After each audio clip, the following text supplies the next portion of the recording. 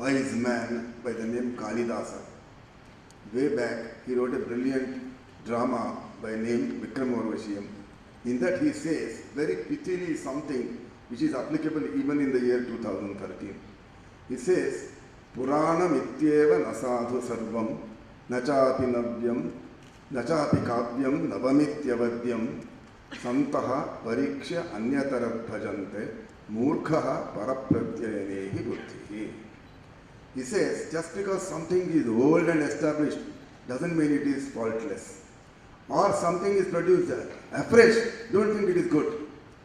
A wise man selects what is good by critically examining it. But a fool relies on what other people tell him and says it is good or bad. Now this came to my experience because all my life I have been doing only commission, more than my judicial work. The very first time I did the Riots Commission in Bombay, after the report was submitted, there was a particular political figure who was named in that, and he was interviewed on the TV. So the interviewer asked him and said, what is your opinion of the report? He said, the report is rubbish, it is useless. So he asked him, have you read the report? He said, why do I have to read the report? I know it is rubbish. Unfortunately, nobody told him what Kalidasa had said, in what category he will fall otherwise. So ladies and gentlemen, I am happy that this report is generating debate among the intellectuals who are the cognoscenti with regard to the financial world in this country. I was told at the very beginning that India aims to achieve the financial status of what US is today. Say 15, 20 years down the line, we hope our GDP will be $35 trillion or the equivalent of that. So if that is going to be so, and of course, we are very ambitious, we want to be world leaders. I don't think there is anybody that I have met who says we don't want to be world leaders. We want to be third-class countries and third-class citizens in the third world. So if you want to be so, first question is, you have to attune your mindset, number one. You have to attune your apparatus by which you will achieve this. Wherever I have gone, very wise people, very learned people have asked me this question. Why do you have to do this exercise of fixing that is not, that doesn't need fixing? I said, what do you mean by that? They said, hey, look, in 2008 to 2010, there was a world global financial crisis. Did India get singed by it? No. We were quite happy. Nothing happened to us. This was really working in my mind. I said, am I doing something foolish? Sitting here and wasting my time and government's money and the time, precious time of Dr. Ajay Shah and his team, doing something that doesn't, fixing something that doesn't need fixing. So, and then I looked at the countries which were not really affected.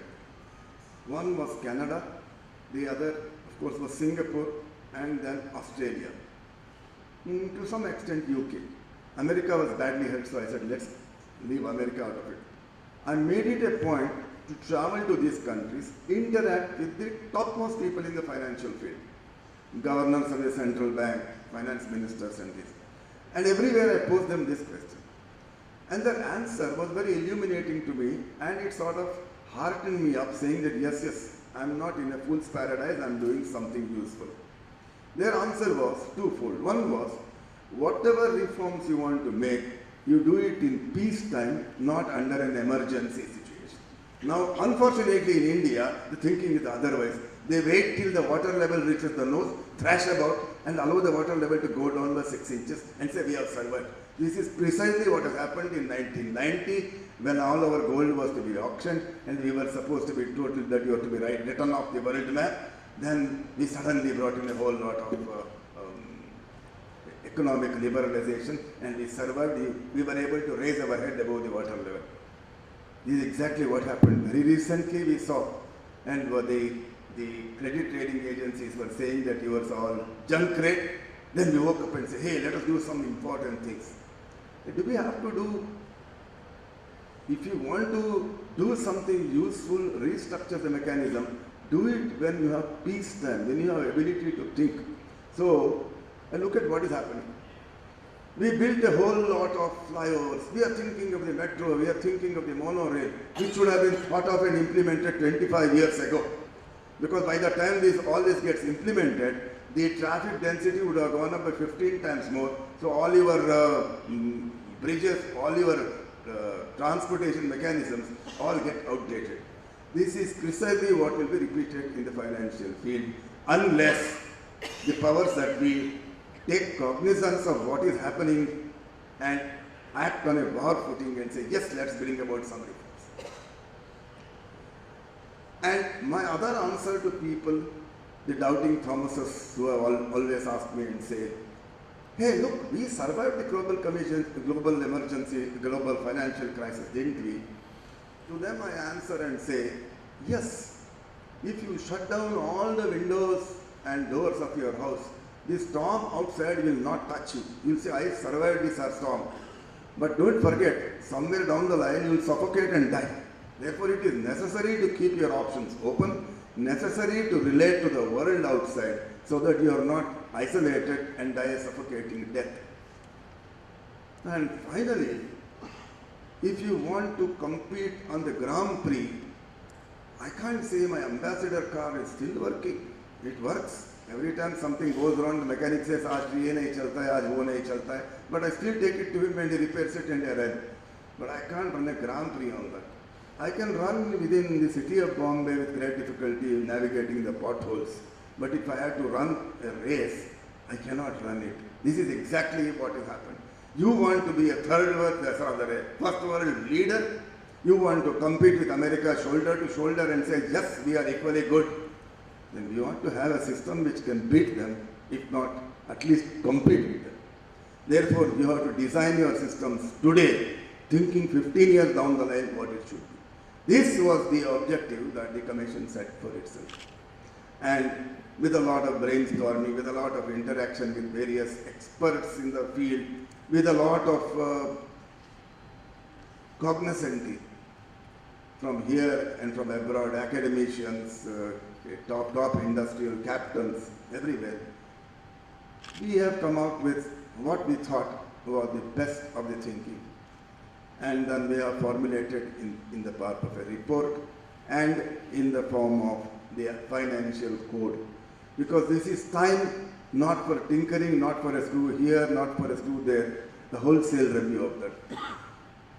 This is exactly what was lacking in this country, at least, of course it is lacking in so many other fields. I don't want to go into that, otherwise tomorrow somebody will say, start that commission also, I don't want that. So at least in the financial field it was lacking. Laws were made ages ago when people didn't know what is today's financial mechanism. Therefore it was necessary to, in fact one of the terms of the commission is restructuring the financial architecture. So restructuring the financial architecture doesn't mean just painting it or tightening up putting one brick here and one brick there. It means redesign the whole thing that it can stand. That's exactly the exercise that we undertook in the commission. That's exactly what we have done. That is exactly what has been presented to the Government of India. Now whether the Government of India accepts it or not, that's not my function.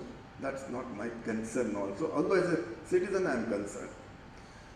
Now, how much time, another question that is asked to me is, hey, where are we going to get talented person to man all these 7 institutions, the FSAT? To that I always ask a rhetorical question and say, oh, do we have talented person to man the various other institutions in this country? If the answer is yes, well, there will be some for this also. If the answer is no, are we shutting down all the institutions? Then this will also not come to it. Or do we have talented persons to man the High Court and the Supreme Courts in the country? Or are we going to say, where will we get good judges in this country? Let us shut down the Supreme Court itself. You don't say that, do you? So why do you have to say that about the FSAT? I am sure India can produce intelligent persons who can man the FSAT, who can man the UFA. Why do we assume that the wisdom always resides only in these old brains and not with the young men who are sitting elsewhere? So let's take some kind of a bold step forward was the philosophy. Though I am an old man, I was telling these young boys and girls and say, hey, let's do something. Unless you are in a position to take a bold step forward, you will never be able to gain some. Now, my experience of heading commissions, number of which I have already done, no report was ever accepted by the government, except solitary exception, the pay commission report, promptly accepted. Why? Because everybody got 300%. Now, unfortunately, the FSLRC report is not going to produce monetary benefit to anybody, at least in the present foreseeable future. It requires a little bit of change in the mindset. It requires a little bit of hard work. It requires a little bit of sustained effort to produce results in the long run. That is for the government, the powers be that be, and for all of you, ladies and gentlemen, to think about it, talk about it. If you agree with it, set up a clamor. In this country, laws are not made unless there is a clamor for it. If somebody got raped in Delhi, so immediately they have to change the law. Somebody gets some pickpocket, picks my pocket, so if I go to the police station, nothing will happen. But if I have 100 people writing petitions, they will change the Indian penal code. Maybe I'll have to go and sit on the Ram Leela Maidan and do something. And if I don't get beaten up by the police, something will happen. Now, this is the way things are moving in this country. Therefore, it is necessary for the intelligentsia in this country, the cognoscenti, to take stock of the situation. First requisite, read the report, read the IFC, then debate. Say it is bad, by all means. All of you say it is bad, let's ceremoniously, like Ganpati Visarjan, will put it in the Arabian Sea, no problem at all. If it is good, like Ganpati will install it and implement it. So either way, it's up to you, ladies and gentlemen, to take stock of it intelligently. And as they say, Vade Vade Jayate Tattva Bodhaha. You debate, you will be able to understand the philosophy. You debate, you will be able to ultimately reach a conclusion. And it is the conclusion that we are hoping will come. And it is that consummation which we are hoping will come about in this country and solve to some extent the problems of this country.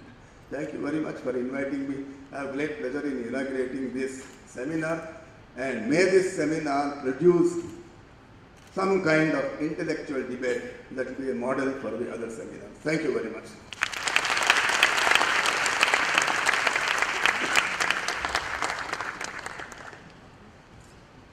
Thank you very much, sir, for your excellent and thought-provoking inaugural address as a chairperson of the Financial Sector Legislative Reform Commission. We are delighted to have you this morning and also sharing the experience from the horse's mouth. In fact, a lot of hard work done by the Commission. We hope that it will be a rewarded exercise with the speedy implementation of the report. Maybe after generating a wide debate throughout the country. Of course, there are ifs and buts, plus and minuses, and of course these can be ironed out, and then see that the report is the need of the hour, so which will be, hopefully, it will be implemented at the shortest possible time. Sir, it's now time to honor you for accepting our invitation. On behalf of the Institute of Company Secretaries of India, it's my pleasure to invite our President, Mr. Anand Subramaniam, to present a memento to the Chief Guest Justice, B.N. Sri Krishna.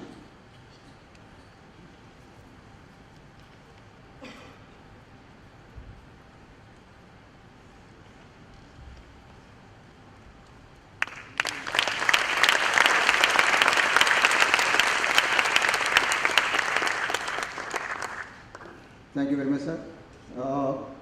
Now we have the Dr. Ajay Shah with us, the keynote speaker. Thank you very much, sir, for accepting our invitation and sharing your valuable thoughts with us this morning. I request my council colleague, Mr. Umesh Vaid, to come forward and present a memento to Dr. Ajay Shah.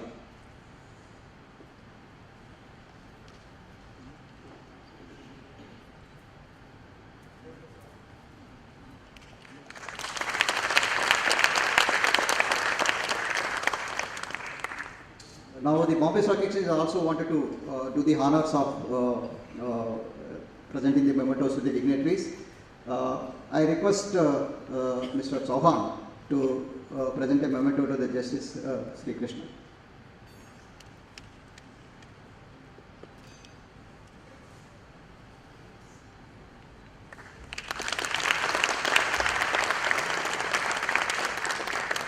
And also to Dr. Ajay Shah.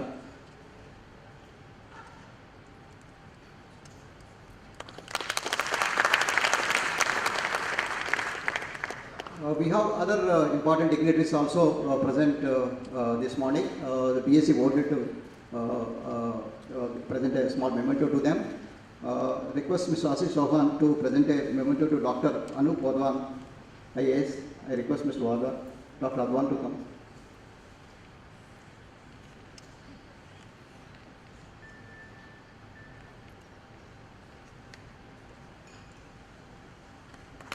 And also to Dr. A.P. Krishnan, IAS.